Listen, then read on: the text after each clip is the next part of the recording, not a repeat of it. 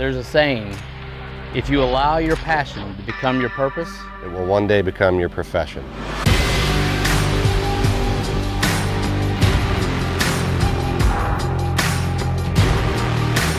Our job is to give people the opportunity at the fish of a lifetime.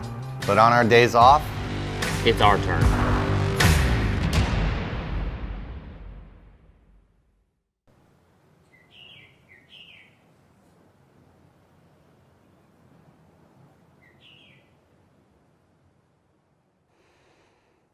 Well, should we ride? I think so. Yeah, we got a long idle out of here. Think it's glove-worthy? So you think it's glove-worthy? Yeah. I'm gonna wear mine.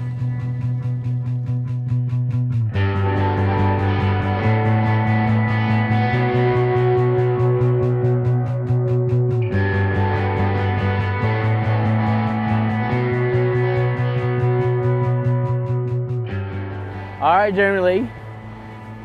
What are we gonna do? Are we gonna go way out? It's flat calm. It's flat calm, so I think we take the opportunity and we roll. Yeah, let's go. You know, but I tell you, as close as I live that way, I've never come out of here. And there's so much offshore bottom to fish out of Venice, it's incredible. So I'm excited to see what happens, you know? Yeah, it's a neat place. My parents would take my brothers and sisters and I, and we'd cruise this intercoastal and stay the night and eat at Pelican Alley, and you know, it's a really neat place. Yeah. And as soon as you get out that jetty, man, that offshore fishing here is incredible. Yeah, a lot of hard bottom, a lot of good bottom fishing, and actually a lot of pelagics come through. We're gonna go maybe flat enough. We may go a little ways today. All right, let's do it. Yeah, man. This time going offshore, we left out of Venice, which seemingly is basically close to home, but you know, 20 miles away, and I've never put the boat in up there. I've always gone offshore out of, say, Gasparilla Pass and run either north or south, but never launched from the Venice area. And it's a beautiful area, nice ramps, and as we're idling out, we're talking about our game plan, and we were super excited about how it was all coming together with the weather, and that can be a big, big player. Jay and I had been looking at the weather for about a week prior to this particular trip. It really turned out to be a beautiful, slick, calm day, and we took advantage of it.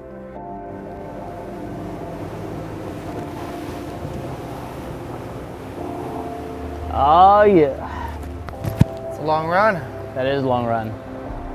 Time to do it. Are we close? 400 yards or so? 400 feet. 400 feet. Yeah. Awesome. Look at that on the bottom, on the machine. Oh yeah. That's fish. That's definitely fish. Like a group of fish. Once we started fishing and spending some quality time there, you know, it just didn't seem to be clicking like we thought it, you know, and there was a lot of different scenarios that were coming up that, you know, Jeremy and I were looking at each other, and as full-time guides, we're looking at each other like, maybe it's just not happening here. And instead of spending too much time on nothing, we started to roll out to a different spot, and glad we did.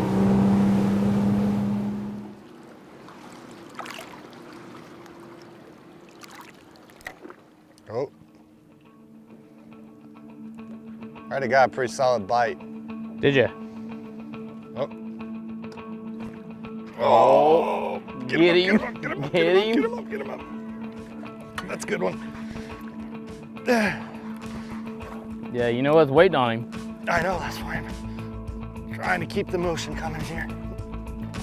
Don't do it, Gary Goliath. Don't. Ah. Making headway? Yeah, I got him good ways up here. We're all right. Man, this fish is being weird. It's a nice gag. Oh yeah. Whoa, lucky for this guy, he's out of season. Yep. Yeah. The gag grouper is a very popular and very important fish off of the west coast of Florida, and especially Sarasota, Venice, St. Pete areas, the whole thing really. And We have a really good fishery here for grouper, red and gags, and then blacks are caught occasionally. And to be able to find a nice little ledge that was holding some good fish, that's awesome. And anytime you can find that, you're in a good spot.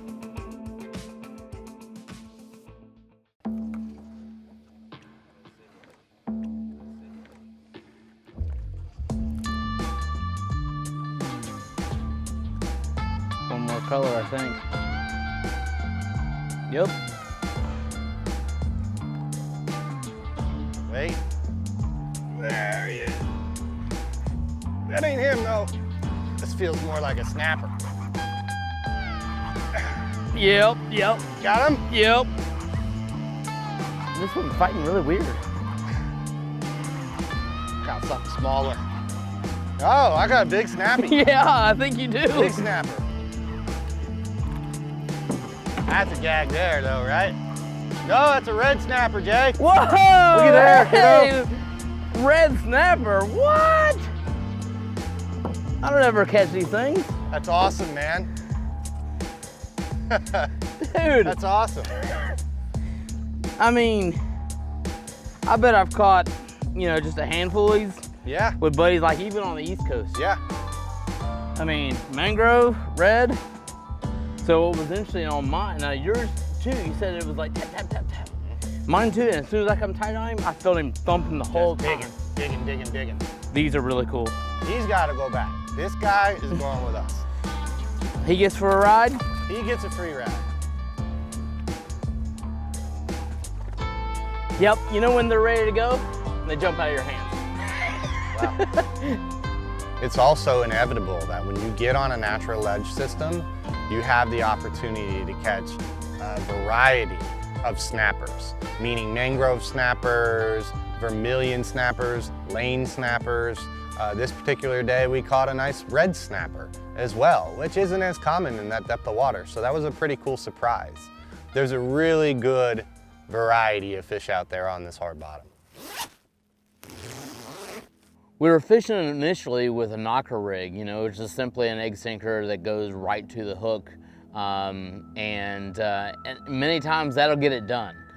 But if the bite's tough, the best way to do it is to basically you're tying off to an egg sinker. This, in this case, because we're so deep, is about a 6 ounce, but it had swivels on both sides. So your main line ties on to one side, your leader ties onto the other that goes down to the hook. We had to downsize our circle hook down to that 5/0, just so when the bait's laying there with the current but still moving a lot. And we had about 4 or 5 feet of leader from that weight to the hook. And really that was the difference maker for us.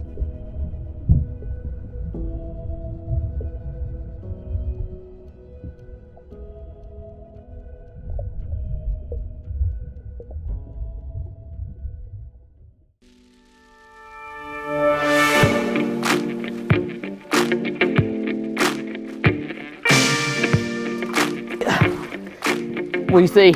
I see big old gag. Yeah. Oh, yeah, buddy. Look at that, huh? That's a good one too. That's another legal one. Yeah. It's a lucky week, isn't it? Yeah, these gags are in luck today. Beautiful fish. Yeah, man. What do you eat? Sardine. Awesome. Yep. You know, when you're catching them this size with consistency, you know, you be guaranteed that big girl's down there. Oh yeah. She's down there. Grouper fishing, especially gag grouper, are probably one of my favorites for offshore because it is nothing but sheer power and pull. They don't want to come to the top and they see that rock or that ledge they want to get back into, and you got to have the drag locked down and pulling with everything you got to get them away from that. You can't always count on the weather forecast to be correct. So when it does fall into line the way it says it's going to, and it slicks out and there's no one around, you can't see land, it's just a beautiful, very serene situation, and that's one of the reasons we love offshore fishing. Part of the reason why we love to fish like this is we like to see the variety. We like to see things that we don't always get to see on our daily guide days. And you know, anytime we have a day that the winds, the weather, and all the pieces of the puzzle come together, it's good to stretch our legs a little bit and get out there.